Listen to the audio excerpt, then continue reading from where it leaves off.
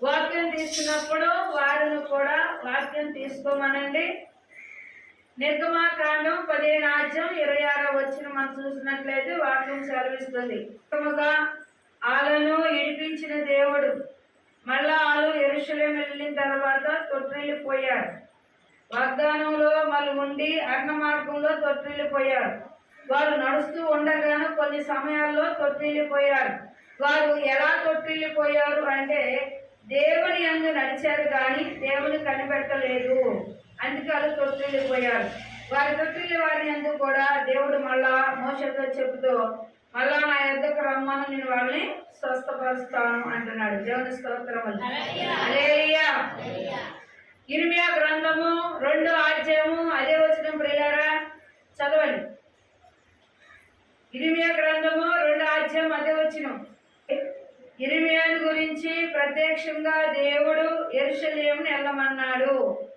ఎందుకు అంటే ఇర్మియాతో చెప్తున్నాడు, మరి యెహోవా వాక్కు నాకు ప్రత్యక్షమై ఇలాగూ సెలవిచ్చును, నీ వెళ్ళి యెరూషలేము నివాస సభలోను ఈ సమాచారం ప్రకటించుము. యెహోవా సెలవిచ్చిందేమనగా, నీవు అరణ్య మార్గములోను విత్తనములు వేయదగిన దేశములో నన్ను వెంబడించుచు నీ యవన కాలం నీవు చూపిన అనురాగము నీ వైవాహ ప్రేమ నేను జ్ఞాపకము చేసుకుంటున్నాను. అప్పుడు ఇశ్రాయేలీయులు యెహోవా ప్రతిష్ఠ జనములను ఆయన రాబడి ప్రథమ ఫలములను ఆయన అతనికి లయపరచుచు ఉందురు. శిక్షకు పాత్రులై వారి కీడు సంభవించిన ఇదే యెహోవా వాక్కు. హల్లెలూయా. హల్లెలూయా. గురించి ఆనాడు మోషేతో మాట్లాడాడు దేవుడు. ముందు మనం చదివాం. రెండోది అదే ఇశ్రాయేలు ప్రజల గురించి యెరూషలేములోని దేవుడు నడిపించిన తర్వాత వాళ్ళు తొట్టిల్లిపోయారు అక్కడికి వెళ్ళాక కూడా. మరి వాళ్ళ గురించి కూడా ఎవరిని పంపుతున్నాడు? ఇర్మియాను పంపుతున్నాడు. ఇర్మియా అంటాడు, నేను బాలు ఉన్నాయా వెళ్ళలేనయ్యా, మరి వారు నా మాట వినరయ్యా అంటున్నాడు. అయినా సరే నీవు ఒకవేళ అట్లా మాట అనవద్దు, నీ వైవాహ జీవితము నేను ఎరుగుదును. నువ్వు పెద్దవాడవే కొలిది నీ తల్లిదండ్రి ఏ విధముగా అయితే నీకు కావలసినవన్నీ సమకూరుస్తారో నీ చెవులకు నేను పోగులు పెడతాను, నీ యొక్క చేతులకు కడియాలు వేస్తాను, అలాగే నీ మెడలో గొలుసులు వేస్తాను అన్నాడు. దేవుని స్తోత్రములు. హల్లెలూయా. నీ తండ్రి ఒక బిల్డింగ్ కడతాడు కదా, అలాంటి బిల్డింగ్ నేను కూడా ఇస్తాను అన్నాడు దేవుడు. హల్లెలూయా. హల్లెలూయా. దేవుడు పిలిచిన పిలుపు తగినట్లు ప్రత్యక్షమైన ఇర్మియాతో దేవుడు మాట్లాడుచున్నాడు. ఎవరి కోసము అంటే ఇశ్రాయేలైన ప్రజల కోసము. వారు అక్కడ తినుము త్రాగుము సుఖించమనని తినివారైనారు. అక్కడ ఎలా ఉన్నారు అంటే సమృద్ధిలో ఉన్నారు. మోషే నడిపినప్పుడు ఎలా ఉన్నారు? యవనస్తులు వచ్చారు. యవనస్తులు అయ్యాక వాళ్ళు ఏం చేశారంట, నా తాతల తండ్రులు అందరూ మాకు ఆస్తులు సంపాదించారు కాబట్టి మాకేంటి ఎంజాయ్ అనుకుని ఉన్నారంట. వీళ్ళు ఎవరిని వెంబడించట్లేదు? దేవుని వెంబడించట్లేదు అంట. దేవుడు దుఃఖపడుతూ అంటున్నాడు, నేను ఇంతగా చేస్తే ఇంతగా ఆశీర్దిస్తే ఇప్పుడు వీళ్ళు నన్ను వెంబడించట్లేదు, ఇర్మియా నువ్వు వెళ్ళు అన్నాడంట. ఇర్మియా ఏమంటున్నాడు, నేను చిరుకులోను కదా, నేను వెళ్ళానంటే నా మాట ఎవరు వినరు.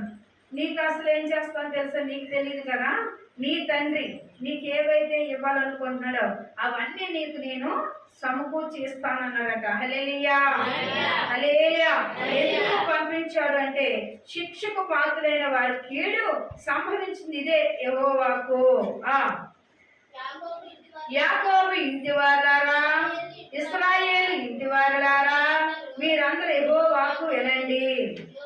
యెహోవా ఇలాగూ సెలవిస్తున్నాడు, నా యందు ఏ దుర్నీతి చూచి మీ పితరులు వ్యర్థమైందని అనుసరించి తాము వ్యర్థంగా ఉన్నట్లు నా యొద్ద నుండి దూరంగా తొలగిపోయిరి. ఐగుప్తులో నుండి ఐగుప్తు దేశం నుండి మమ్మల్ని రప్పించిన యెహోవా ఎక్కడున్నాడని అరణ్యములో అనగా ఎడారు గోతులు గల దేశములో అనానుష్ఠ్యము గాండంతకాలు కలిగి ఎవరనో సంసారమైనను ఆనాడు నేను తీసుకొచ్చానా, ఐగుప్తు నుంచి తీసుకొచ్చినప్పుడు నాకు మొరబెట్టారు. అప్పుడు నా నుంచి ఇప్పటికి వాళ్ళ విశ్వాసాన్ని బట్టి వాళ్ళు శుద్ధి చేసిందే లేదు, అసలు నన్ను గురించి పట్టించుకుందే లేదు, నన్ను గురించి మర్చిపోయి తిరుగుతున్నారు ఆ జనం. వారి దగ్గరికి ఇరిమేని పంపించాడు. మరి ఆ జనమేరి అని ఇరిమే ద్వారాగా ఆ జనాల దగ్గర చెప్తున్నాడంట.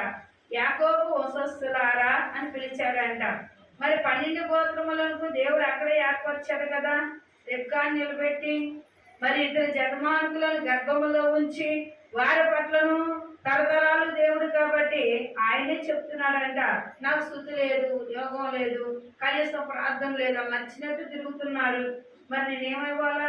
నాకు దుఃఖం కలుగుతుంది. వాళ్ళు ఏమవుతుంది? శిక్షకు పాత్రలైపోతున్నారు. వాళ్ళు నశించడం నాకు ఇష్టం లేదు. చూసారా, చెడుతల పనులను మనుషులు చేసినా దేవుడికి ఎంత జాలి.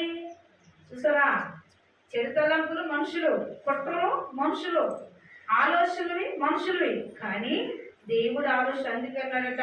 నా యెషయా గ్రంథం చూడండి, యెషయా గ్రంథం 55 అధ్యాయము 5వ వచనం చూడండి ప్రియరా. తనకి సూచితుడు, నీవు ఎరగని జనము నీవు పిలిచెదవు, నిన్ను ఎరుగు జనులు యెహోవా నిన్ను మహిమపరచెదరు. నీ దేవుడైన యెహోవాను బట్టి, ఇశ్రాయేలు పరిశుద్ధ దేవుని బట్టి నీ యొద్దకు పరిగెత్తుకొని వచ్చెదరు. యెహోవా నీకు దొరికిన కాలమందు ఆయన వెతకండి. హల్లెలూయా, హల్లెలూయా. ఇప్పుడు దేవుడే లేడని తిరుగుతున్నారు కదా మీరు, ఇలా నచ్చినట్లు పానాలు తాగుతున్నారు. పానం అంటే దేవుడు ఏమి ఇచ్చారు వాళ్ళకి? ద్రాక్షారసం. అంటే ఎలాంటి ద్రాక్షారసం, ఎలాంటి పళ్ళు అంటే పెద్ద పెద్ద గెల్ల అంట, 2 కలిపి ఒక గెల మోసినంత గెల అంట.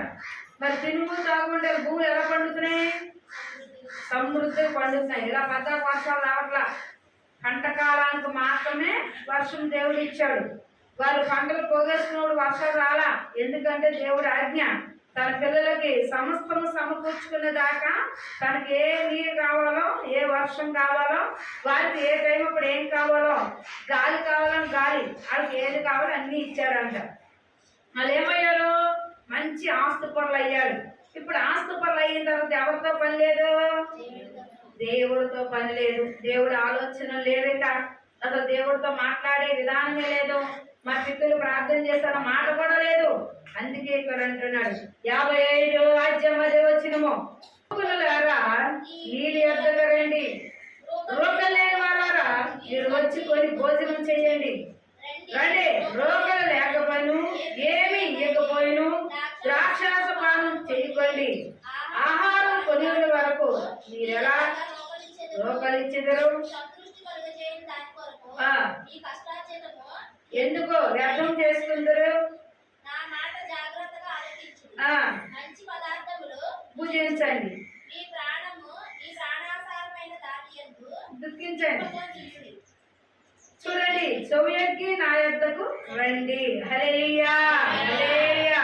ఎంత సమృద్ధిగా చెప్పుకుంటున్నారు కదా. క్షణం పట్టదు ఆ పంట మీ చేతికి రాకుండా చేయాలండి. క్షణం పట్టగా చేయగలరు, కానీ దేవుడు దీవించాడు కదా. దీవించాక వెంటనే తీసాడు, వెంటనే తీసాడు. ప్రవక్తల ద్వారాగా ఆయన హెచ్చరింప చేశాడు. ఇరిమేని పంపించి, మీరు మీకు తెలియని స్థితిలో ఉన్నారు, ప్రాణాలు తాగుతున్నారు, చక్కగా ఇంకేం పదవలేను. మీ పితృలు దేవుడు ఏం చేశాడో తెలుసా? నన్ను పంపించాడు, నన్ను ఏర్పరిచాడు. ఇదిగో మిమ్మల్ని చెప్పమన్నాడు. మీ కొరకు ఆనాడు ఐగుప్తులు మీ తండ్రులందరూ మొదలు పెడితే వాళ్ళు విడిపించాడు. 40 సంవత్సరాలు ఉచితంగా మిమ్మల్ని పోషించాడు. ఈ దినం మీకు ఎంత సమృద్ధి ఉంది అంటే ఆ దేవుడు బట్టే అని చెప్తాను. రండి నీ యొద్దకని పిలిచాడట. 5వ వచనం కానించి, నీ వేరగని జనములకు పిలిచెదవు, నెరగని జనులు యెహోవా నిన్ను మహిమపరచెదరు. నీ దేవుడు యెహోవాను బట్టి, ఇశ్రాయేలు పరిశుద్ధ దేవుని బట్టి నీ యొద్దకు పరిగెత్తుకొని వచ్చెదరు. యెహోవా మీద దొరుకు కాలం ఆయనను వెతకండి. ఆయన సమీపంలో ఉండగా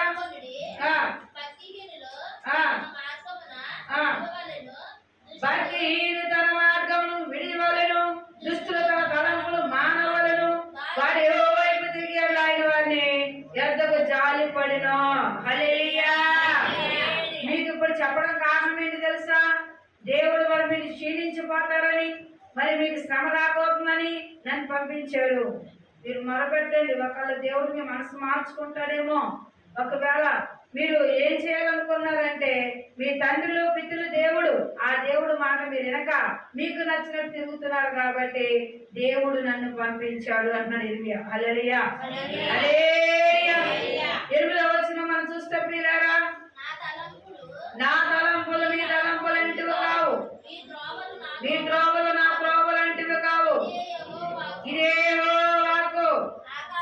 ఆకాశం భూమి పైనను ఎంత ఎత్తుగా ఉన్నవో నీ మార్గములు అలాంటిదంటే నా మార్గములు నీ తలంపుల కంటే నా తలంపులు అంత ఎత్తుగా ఉన్నవి. హల్లెలూయా. మీరు మాట చెప్పినట్లు ఇంతే సరే, వినకపోతే మీ భూములు ఏముండవు, పంటలు ఉండవు. సమృద్ధి చక్క ద్రాక్షరసం తాగుతున్నారు కదా, వీటికన్నిటికంటే ఇదివరకు మీ తండ్రులు ఎంతకన్నా కరువు అనుభవించారు. ఒక పూట తిని ఒక పూట తినక మానసపు జీవితాల్లో చాలా గందరగోళం, వాళ్ళ స్థితిలో మార్చాడు దేవుడు. వాళ్ళ పరిస్థితులు మార్చి ఇక్కడ సమృద్ధిలో పంపితే ఆ దేవుని మర్చి తిరుగుతున్నారు మీరని ఇర్మియా జ్ఞాపకం చేస్తున్నారంట ప్రియులారా. హల్లెలూయా, హల్లెలూయా. 59వ అధ్యాయం 10వ వచనం మనం చూస్తే, యెషయా గ్రంథం క్షింపండక ఉన్నట్లు యెహోవా హస్తము కొరస కాలేదు, విననేరు ఉండనట్లు అని చెవులు మందగించకాలేదు. మీ దోషములు మీకు మీ దేవునికి అడ్డంగా వచ్చును. హల్లెలూయా, హల్లెలూయా. నన్ను మీ దగ్గరికి ఎందుకు పంపించారు తెలుసా? మీ క్రియలు చెడ్డగా ఉన్నాయి. దేవుడు తలంపులకి, అవి చేసిన క్రియలకి ఆయన మీతో మాట్లాడడం కూడా ఇష్టపడలేదు. చూడండి, దేవుడు ఎప్పుడు మాట్లాడడం, దేవుడు మనిషితో ఎప్పుడు మాట్లాడడం ఇచ్చాడు, ఎండిని ఇచ్చాడు, సమృద్ధిని ఇచ్చాడు, రాజ్యాపం ఇచ్చాడు, మరి అధికారాన్ని ఇచ్చాడు, పలుకుబడిని ఇచ్చాడు. తన పేరు గాయించడం కంటే అసలు అతను చూడడానికే జనము ఎగబడి వచ్చారు. మరి ఆయన రాజ్యం ఎలాగుందంటే సమృద్ధి కలిగి ఉన్నది. అలాంటి రాజ్యముల శల్యములు చూడాలంటే చాలా మంది ఎలా ఎలా ఎలా వచ్చారు. అలాంటి వచ్చిన వారికి సమూయేలు తన వరాన్ని పోగొట్టుకున్నాడు. శోభారాణి వచ్చి డేటింగ్ చేసింది. అయ్యా, నీతో 1 సంవత్సరం పాటు నేను కుమారుని కంటాను. నీ రాజ్యంలో ఏ విధముగా అయితే మీరు మీ దేవుణ్ణి కొలుస్తూ ఉన్నారో, సేవిస్తున్నారో, నా రాజ్యంలోగా ఆ కుమారుడు ద్వారాగా అదే విధంగా నేను చేస్తానని చెప్పింది. నమ్మాడు. ఎవరి మాట? శోభారాణి అంటే ఎప్పుడో ఇష్టం ఉందంట. ఎవరికి? సొలొమోనుకి. ప్రేమించాడంట. కానీ దేవుని నిమిత్తంగా ఆవిడ ఉద్దేశాలు వేరు, ఈయన ఉద్దేశాలు వేరు కాబట్టి ఈయన వేరేగా ఉన్నాడు. ఆ ఉద్దేశాన్ని బట్టి ఇప్పుడు ఏమనుకున్నాడు? పర్వాలేదులే అనుకున్నాడంట. అయ్యా జాగ్రత్త అయ్యా, అయ్యా మన దేవుడికి విరోధం అయిన అవుతున్నాయా అంటూ వీళ్ళు చెప్పిన ఇలా మాట వినలేదు. అప్పుడు దేవుడికి వాగ్దానమును వినకుండా సంవత్సరం పాటు డేటింగ్ చేసి కుమారుని కన్నాడు. కన్న తర్వాత ఇప్పుడు ఫస్ట్ కుమారుడికి కావలసిన రాజ్యార్గము ఈ కుమారుడికి ఇస్తానన్నాడు. దేవుడు అన్నాడు, సొలొమోను నీ దగ్గర నన్ను ఉండట్లేదు, వెళ్ళిపోతున్నానన్నాడు. వెళ్ళిపోయాడు. ఇప్పుడు దేని వల్ల వెళ్ళిపోయాడు? క్రియలు చెడ్డవి. చూడండి, ఇప్పుడు ఎందుకు మాట్లాడినాడు? మీ క్రియలు చెడ్డవి. అందుకే ఆయన హస్తము రక్షింపనున్నట్టు యెహోవా హస్తము కొరస కాలేదు, వినలే ఉన్నట్టు ఆయన చెవులు మందగించకాలేదు. ఆయన ప్రార్థన వినగలడం.